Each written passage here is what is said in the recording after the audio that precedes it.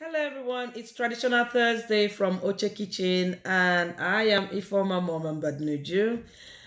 How are you today? I hope you're still keeping safe. Please stay at home if you don't need to be out there. Oche Kitchen presents Oji and Oji is otherwise known as Kolanut. Oji comes in different species. There's a very rare species that comes in one lobe. It's called Ojimo. Our traditional leaders do not use it for anything. There is Oji that comes in two lobes. Again, it's still considered Ojiobi. We do not accept that for traditional practices.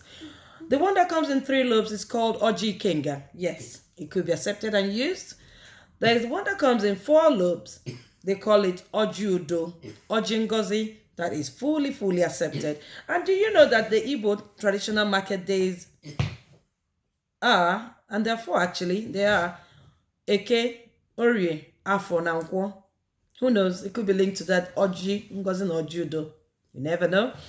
And the other one comes in five lobes, which is called Oji Ukwoma, Oji Omumu. If you get that when it's being shared, that's blessing coming your way.